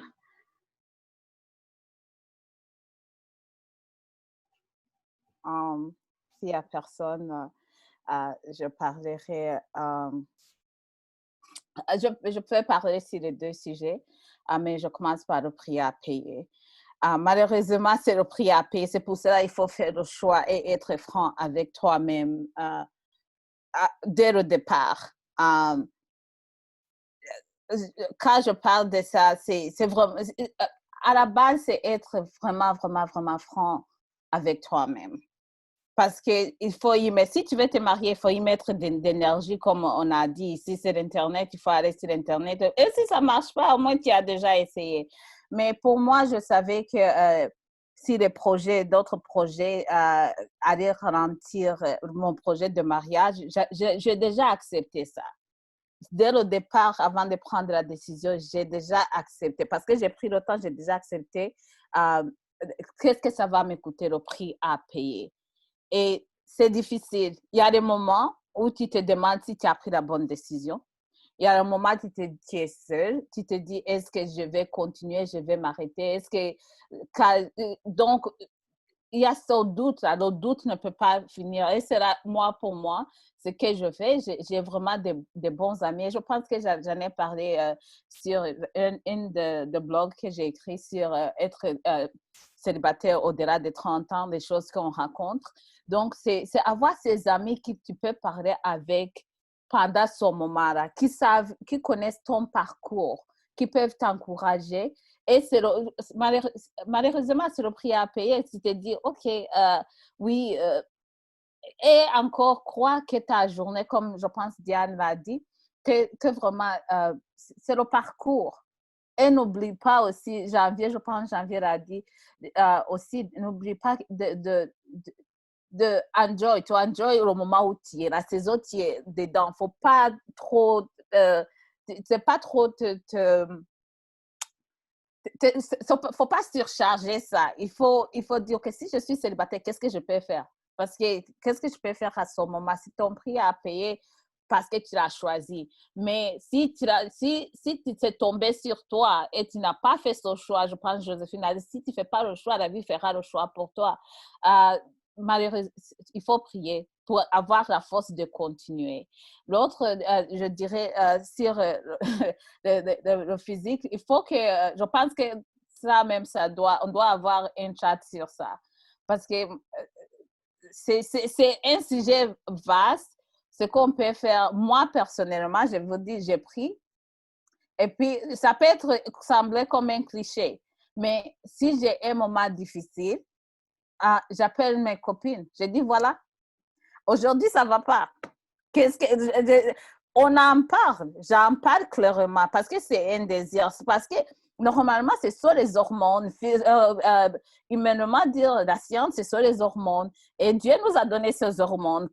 Donc, j'en parle pour en faire passer. Et puis, on en parle, on prie. Et puis, pour moi, c'est ce qui marche. Je ne sais pas ce que les autres font, mais moi, je pense que ce sera un autre sujet qui doit avoir un Zoom. Puis, on va étudier sur ce sujet-là et les autres peuvent partager avec nous ce qu'il faut. Mais moi, je partage avec mes copines. Oui, Diane, je te donne la parole. Concernant la période des hormones, vraiment, je pense que la seule solution qu'on peut proposer, c'est la prière. C'est Dieu qui nous a créés, il connaît notre corps, il connaît notre corps. Et si tu es en attente du bon moment, le Seigneur fera grâce aussi à ton endroit. Donc, vraiment, je pense qu'avec la prière, il va calmer ses hormones jusqu'à ce qu'il y ait une solution. Donc, je pense que vraiment, le Seigneur qui nous a créés, il savait ce qu'il faisait. Mais je pense que vraiment, parce qu'il y a certains qui font le choix, bon, OK, il y a les hormones qui nous chauffent et je fais le choix de trouver d'autres solutions qui ne sont pas acceptables par la parole du Seigneur. Mais à partir du moment que moi, je pense que tu as la crainte de Dieu, tu as la crainte de Dieu et que tu viens devant le Seigneur, tu lui dis, Seigneur, me voici, là, c'est difficile pour moi. Intervient. Je pense que le Seigneur vraiment va réviser ton cas. Il va calmer tes hormones à ce moment-là. Et je pense que même il va t'envoyer quelqu'un précipitamment peut-être pour éteindre le feu. Mais dans tous les cas, je pense que quand tu fais le choix d'honorer le Seigneur, il y a beaucoup de choses que le Seigneur atténue. Voilà. Donc, je pense que la solution, c'est vraiment, il n'y a pas mille solutions, c'est le Seigneur. Il t'a créé, il connaît ton corps, il va te calmer jusqu'à ce que ton bon moment vienne, jusqu'à ce qu'il te trouve quelqu'un qui pourra calmer tes hormones au bon moment. Voilà. Amen. Merci, Diane. Je vais aussi adresser les deux questions. Et en attendant, je vous invite à poser vos dernières questions parce qu'il est bientôt à 14h20 ici et on ne va pas rester là. On ne va pas rester là, on doit quand même conclure. Mais vous avez quand même la chance de poser une question. Ne rentrez pas avec vos questions, quoi. Donc, par rapport à la première question, conseil pratique, arrêtez les rencontres en amoureux dans une chambre noire. Vous n'allez pas maîtriser les hormones. Les hormones vont vous maîtriser. Donc, ça, c'est juste pratique, quoi. Évitez ça. Ensuite, c'est vrai, la prière, mais la prière des deux côtés. Donc, le fait de prier ensemble, heureusement, on peut le faire maintenant par téléphone. On n'a pas besoin de se frotter pour prier, de se tenir les mains. D'ailleurs, j'ai une petite anecdote parce que moi, le jour de notre mariage, on attendait tellement d'invités que j'ai décidé qu'on allait faire les photos de mariage avant le mariage. Parce qu'après, on n'allait pas maîtriser. Ceux qui étaient là savent comment c'était passé. Mais donc, je n'ai aucune photo où mon mari m'embrasse parce qu'il a refusé. Tu vois? Donc, lui, il a résisté les hormones jusqu'au jour du mariage. À quelques heures, je dis, mais on n'aura pas le temps de le faire. Et puis, il me dit, non, je ne vais pas embrasser la fille du pasteur ici, pardon. Donc, on n'a pas de photo où on s'embrasse. Mais tout ça pour dire que quand tu pries en préparation, il y a des choses que Dieu va au-delà de ce que tu peux même, au-delà de tes propres paramètres, tu vois, au-delà de tes propres paramètres. Et donc, oui, la prière est importante. Et puis se voir avec d'autres amis. Se voir avec d'autres amis, parce que comme Enoch a dit, c'est vrai, il y a un temps où il faut apprendre à connaître la personne et tout ça. Mais encore une fois, vous allez tous les deux dans le noir, dans une ambiance, voilà, toute romantique, où vous n'allez pas vous maîtriser. Il faut se connaître soi-même et être honnête avec soi-même. Et la dernière chose, c'est vraiment connaître son corps et ne pas oppresser son corps. Parce que souvent, et même après le mariage, on aura donc une deuxième session dans laquelle nous allons adresser ce qui se passe dans le mariage, parce que la conversation entre les célibataires et ceux qui sont mariés, elle a souvent été très ségrégée, donc séparée. Mais je pense que c'est important d'avoir certaines conversations. Le fait d'oppresser ton corps et de ne pas embrasser la plénitude de ce que Dieu a créé et de le lui rendre aussi peut causer des conséquences après dans ton mariage. Où tu t'es tellement oppressé que maintenant ton mari ne peut même pas te toucher. Et ça, c'est pas correct. c'est pas correct parce que ce sont des choses mentales, en fait. Je t'ai tellement dit, non, je suis pas censée faire ça, non, il n'est pas censé. Et une fois même après le mariage, ces choses continuent. Donc, je pense que dans la prière, c'est prendre la plénitude de toute son expérience de célibataire et le remettre dans les mains de Dieu. Ensuite, pour la question du prix à payer et que faire lorsque notre prix devient un ralentisseur dans le projet de vie du foyer, moi, j'ai 4 principes que je partage toujours avec mes mentorés. La première chose, c'est que ton choix doit glorifier Dieu. Il faut vraiment examiner ce choix que tu veux faire. Est-ce qu'il glorifie Dieu? Ensuite, est-ce que ce choix, c'est un choix égoïste? Est-ce que c'est quelque chose que tu veux pour toi-même ou bien tu essayes de venir en aide aux autres personnes, tu essaies de venir en aide à l'autre? Et la troisième chose, si tu es marié, il faut être en accord avec ton époux. Si tu veux faire quelque chose que ton époux n'est pas d'accord, que ton épouse n'est pas d'accord, tu as déjà dressé la fondation de l'échec. Donc, il faut vraiment être en accord. Et on l'a dit tout à l'heure, si nos maris ne nous soutenaient pas dans les choses qu'on fait maintenant, on ne les ferait pas ou on les ferait mal. Donc, c'est vraiment important d'être en accord. Et être en accord avec son époux est plus important qu'essayer de payer tout un autre prix ou quelque chose comme ça. Et si c'est vraiment une personne qui est sensible à Dieu, cette personne, elle va comprendre et elle va te soutenir. Et le quatrième point, c'est la responsabilité sociale. Donc, ce que tu vas faire, est-ce que tu as décidé de, je sais pas moi, de vivre dans la musique et de ne pas travailler? Parce que maintenant, c'est ta passion, Dieu t'a appelé à la louange et puis tu veux pas travailler. Il faut quand même être responsable et savoir qu'une femme doit travailler, elle doit subvenir aux besoins de sa famille, elle doit, voilà. Il y a quand même un niveau de responsabilité sociale qui est nécessaire et qui va te permettre de savoir est-ce que c'est le moment de se lancer dans cette chose ou pas. Et bien sûr, avec la prière et le dialogue, le Seigneur te guide là. Le Seigneur te guidera pour finalement savoir est-ce le moment de payer ce prix? Est-ce que je peux me permettre de payer ce prix? Parce qu'il y a des choses qu'on ne peut pas payer. Tu ne peux pas faire quelque chose au prix de briser ton foyer. Ça n'aurait aucun sens. Ça ne glorifie pas Dieu. Donc, il faut quand même essayer de balancer et puis de continuer à avoir des conversations avec des personnes qui sont plus matures spirituellement. Et ça, c'est je vais terminer par là. Je vois que Janvier va intervenir après moi. C'est une chose importante. Des fois, les gens se marient jeunes et ils se disent que comme eux, ils se sont mariés, une personne qui est plus âgée que eux, qui n'est pas mariée, ne peut pas leur donner de conseils.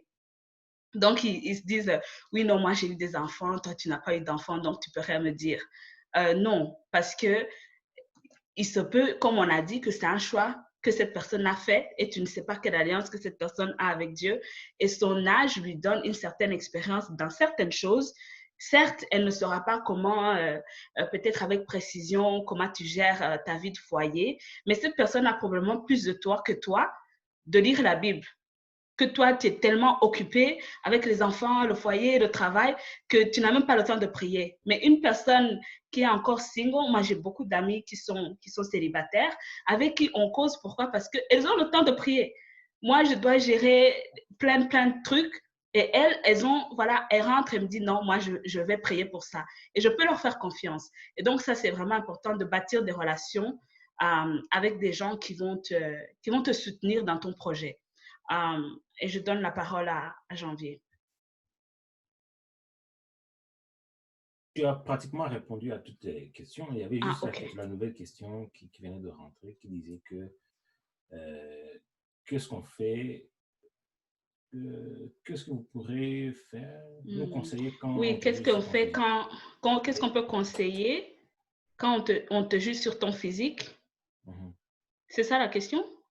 Je pense que c'était ça la question. Et j'allais juste l'aborder par... Je ne sais pas, bon, je pense que je n'ai pas encore vu la personne qui l'a posée, physiquement du moins, mais déjà, si tu es chrétienne, tu es belle, point final. Parce que si tu es, selon la Bible, tu es créée à l'image de Dieu, tu es créée belle. Que personne ne te dise autrement et que tu ne l'écoutes pas, tout simplement. Et je te donnerai simplement le psaume 139, le verset 14. Je ne sais pas comment le dire en français, je n'ai pas la version en français de mon moment, mais je dis « I praise you because I'm fearfully and wonderfully made. Your works are wonderful. I know that full well. » Je le sais tellement bien. Et ça revient aussi rejoindre ceux-là qui se posaient la question, je pense, sur le physique toujours. Si quelqu'un est dans le Seigneur, il est beau, tout simplement. Si quelqu'un est dans le Seigneur, elle est belle. Maintenant, ce que toi, tu ne perçois pas comme beau, comme belle, c'est ton problème. Tout simplement. C'est pas à la créature de Dieu de se sentir mal. Il faut vraiment arrêter de culpabiliser les gens parce que nous voyons différemment. Ce que moi, je vois comme beau, comme belle, n'est pas nécessairement le cas pour toi, n'est pas nécessairement le cas pour quelqu'un d'autre. Mais nous sommes tous créés beaux et belles. Amen. Et j'espère que cela répond à la question. Amen, alors, vraiment. Désormais, quand tu sors, lève ta tête là, dis, oh, moi je suis beau, moi je suis belle. Point final. Que personne ne te dise autrement.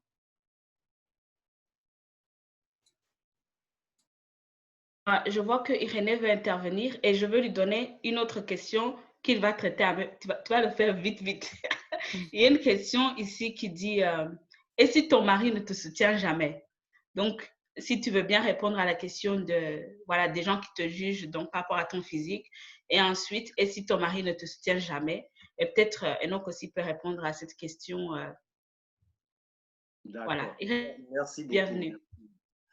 Tout à l'heure, je parlais que normalement, nous sommes des princes et des princesses. Donc, ça rejoint ce que Janvier vient de dire. Et sachez également que Dieu n'est pas physique. Dieu, c'est un esprit. Donc, ça veut dire que ça relève d'un caractère.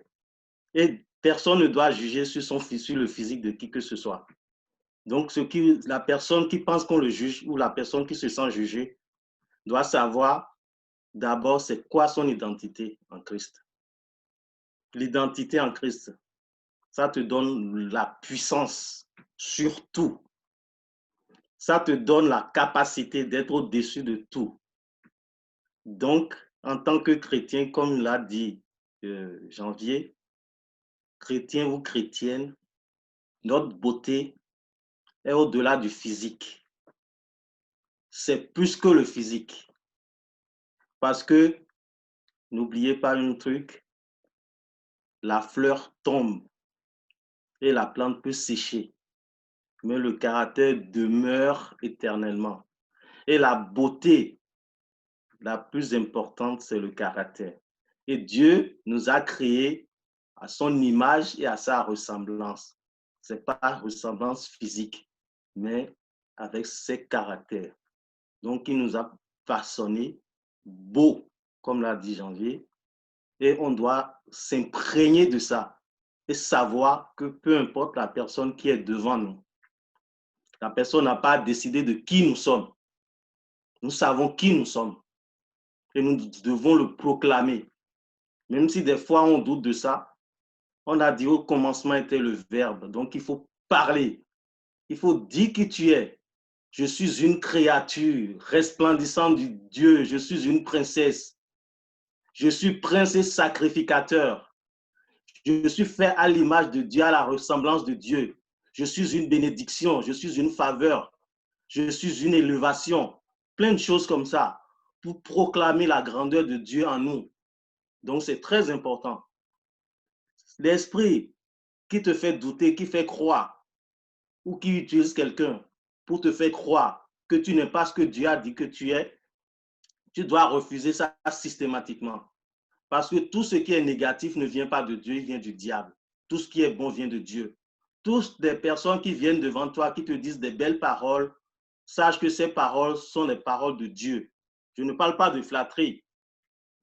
Crois que entendre encore une flatterie est mieux que d'entendre des mauvaises choses sur soi.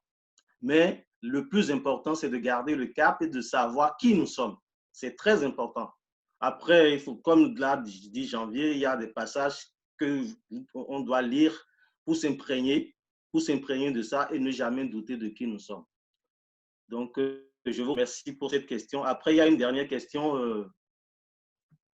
Oui, donc on a parlé du fait que les maris nous soutiennent et si ton mari ne te soutient jamais. Déjà, moi, la question que j'ai envie de poser à la personne, est-ce que au début, le mari a fait des efforts et systématiquement, tu rejettes les efforts qu'il fait? Parce qu'on ne peut pas se lancer dans une réponse sans comprendre les tenants et les aboutissants. Parce qu'il y a certains hommes, surtout nous, on s'offusque facilement parce qu'on vient avec bon cœur pour aider notre femme. Le fait qu'elle refuse systématiquement, il y a certaines personnes qui se braquent. S'il n'y a pas tout ça et que c'est fait intentionnellement, pour moi, je ne peux pas comprendre qu'on puisse être ensemble et ne pas aider en fait son prochain. Puisque c'est la chair de ta chair, c'est ce que Dieu a dit. Hein. Donc ça veut dire que quand on arrive tous les deux, on devient une même personne. Ça veut dire que si je ne t'aide pas, je ne m'aide pas moi-même. Si je te blesse, je me blesse moi-même. Si je ne vais pas en élévation avec toi, je me rabaisse moi-même. Si je dis les mauvaises choses sur toi, je dis les mauvaises choses sur moi. Donc, c'est pour ça, moi, déjà, il faut qu'on situe cette question pour savoir est-ce que la personne doit s'examiner lui-même pour savoir est-ce que des fois, mon mari me donne des idées que je refute systématiquement. Est-ce que des fois, il veut bien m'aider et puis, bon, moi, pas mon caractère, je refuse parce que j'aime peut-être dominer ou j'aime prendre le devant des choses. Donc, en examinant tout ça, tu peux te situer. Maintenant, si cette personne n'est pas dans ce cas et que systématiquement, ce mari ne l'aide pas, je pense qu'il y a une discussion quand même qui s'impose, quoi. Bon, après ça, c'est mon avis. Merci. Merci beaucoup, Irénée. Je pense aussi qu'il y a beaucoup de choses à considérer dans cette dernière question. Pourquoi est-ce que cette personne ne t'aide pas alors que c'est son rôle, quelque part, d'être une aide? Mais ça ramène aussi aux questions que souvent beaucoup de jeunes, et je sais aussi, moi aussi, je me posais la même question de la soumission. Être soumise, ça veut dire quoi? Qu'est-ce que, voilà, ça demande quoi, etc. Et ça, c'est, enfin, on n'a plus le temps, hein, à moins que vous vouliez rester ici, mais j'ai un témoignage que, voilà, Dieu m'a appris à soumission de façon presque, j'ai failli me mettre, enfin, je me suis mise à genoux, c'est même pas, j'ai failli me mettre à genoux. Mais Dieu m'a appris la soumission. Et c'est vrai que c'est difficile de se soumettre à une personne qui est censée t'aimer comme Christ a aimé l'Église et qui ne t'aime pas comme ça, ou bien au moins que ça n'enregistre pas comme ça. C'est vrai que c'est difficile. Maintenant, il faut voir qu'est-ce qui s'est passé avant pour en arriver là. Si c'est une relation qui, voilà, on va dire en termes de checkbox, tout semblait bien, alors parfois c'est aussi, comment dire, c'est aussi le Seigneur qui est en train de former un caractère en toi. Comme je vous ai dit, moi aussi, je suis passée par un moment où je devais apprendre la soumission. Et souvent, les femmes, quand on dit d'être soumise, on pense qu'on doit être soumise à tous les hommes. Et d'ailleurs, c'est plus facile pour nous d'être soumises aux autres hommes, mais pas à nos maris. Mais le Seigneur nous appelle à être soumises à nos maris. Et eux, il leur demande de nous aimer comme Christ a aimé l'Église. Maintenant, si les conditions qui ont mené à cette relation aussi n'ont pas comme checké les différents checkbox de est-ce que c'était une relation qui glorifie Dieu, est-ce que voilà, les parents l'avaient béni, des choses comme ça. Parfois, tu es dans les conséquences des choix que tu as faits ou bien des choix que tu n'as pas faits.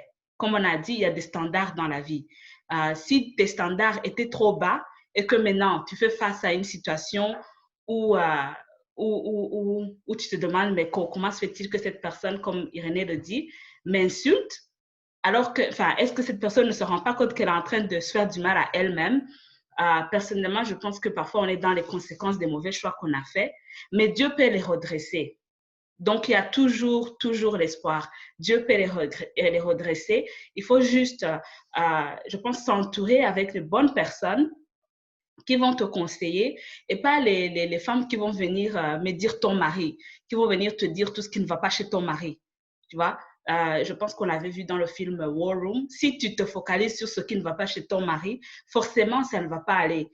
Mais si tu t'entoures des personnes qui ont les mêmes valeurs que toi, qui essayent qui vont t'encourager à bâtir, qui vont t'encourager à consolider ton foyer, forcément, ça va te donner aussi le courage de traverser ces moments difficiles. Et il y a beaucoup de témoignages de femmes qui, au début ou à un certain point dans la vie, elles ont vécu des moments comme ça difficiles avec leur mari, mais elles en sont sorties victorieuses. Et je pense que pour toi qui poses la question, tu peux aussi en sortir victorieuse. Et là, je pense qu'on a plus de temps. J'ai les personnes qui regardent l'heure. Tout le monde m'envoie des messages sur chat et WhatsApp. On doit arrêter. On a dépassé de 9 minutes. On doit arrêter, mais on va communiquer encore le deuxième live qui aussi va se focaliser sur le mariage et qu'est-ce qu'on y rencontre. On aura des personnes, on va dire, assaisonnées qui ont 15 ans, 20 ans de mariage, qui vont vraiment partager avec nous leurs expériences et à qui on pourra poser des questions encore plus difficiles comme celles qu'on vient d'avoir. Donc, je vous invite à revenir et à inviter tout le monde, les hommes et les femmes. Nous avons besoin d'avoir cette conversation, les célibataires et les personnes mariées. Et je ne sais pas si le pasteur Blandine est là. Non, elle n'est pas là. Elle n'est pas là aujourd'hui. Mais pour finir, je vais demander à Alice de nous remettre dans les mains du Seigneur et aussi oui, voilà, pour conclure notre rencontre d'aujourd'hui. On communiquera à la prochaine. Alice, si tu veux bien enlever ton micro et tu es libre de prier en anglais. Hein.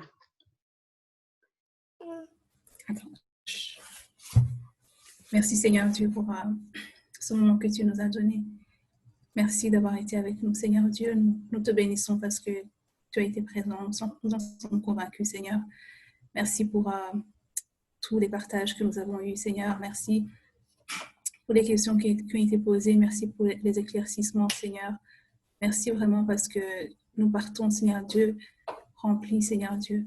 Nous te bénissons pour la vie de chaque personne qui est ici et je te prie vraiment que tu puisses continuer à nous encourager, Seigneur Dieu, et à nous guider, peu importe la saison que nous traversons dans notre vie, Seigneur. Je prie pour les célibataires, Seigneur, que tu les guides sur leur chemin, Seigneur, à faire les bons choix, Seigneur Dieu, à te mettre en avant en toutes choses, Seigneur Dieu. Permets-nous d'être dans le bon, de te faire confiance, de te remettre notre vie entre tes mains, Seigneur Dieu, et de dépendre totalement de toi. Que nous puissions avoir une nouvelle révélation de toi, Seigneur Dieu, une nouvelle révélation de ta volonté sur nos vies, Seigneur. Fais-nous la grâce de te connaître encore mieux, encore plus, Seigneur. Que tu gardes chaque personne qui est ici, Seigneur, et ceux qui n'ont pas pu être là, Seigneur, et nous prions aussi pour la prochaine session, que tout puisse continuer à bien se passer, Seigneur Dieu, pour ta gloire. Au nom de Jésus, j'ai prié. Amen.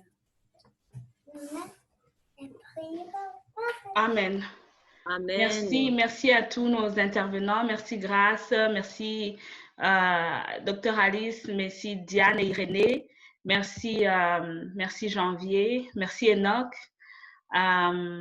Merci à vous tous qui avez posé des questions. Merci et nous allons communiquer la prochaine session sur WhatsApp, sur les réseaux. Donc, merci beaucoup. Là, je pense que vous pouvez vous déconnecter. Je vais juste attendre que vous coupiez. Je ne vais pas tout arrêter. Mais je vous remercie. Continuez à suivre Femmes d'Espérance, à partager les articles, à soutenir les femmes qui sont en train de tout faire pour s'en sortir. Vraiment, nous avons besoin de nous soutenir les unes les autres. Quand une réussit, nous réussissons tous. Merci beaucoup. Et à la prochaine. Au revoir. Merci beaucoup à toi et merci pour tout ce que tu fais. Continue vraiment d'être un instrument de bénédiction pour nous tous. Sois béni, docteur Joséphine. Amen. Amen, amen. Bye, Lydia. Bye. Bonne soirée tout le monde.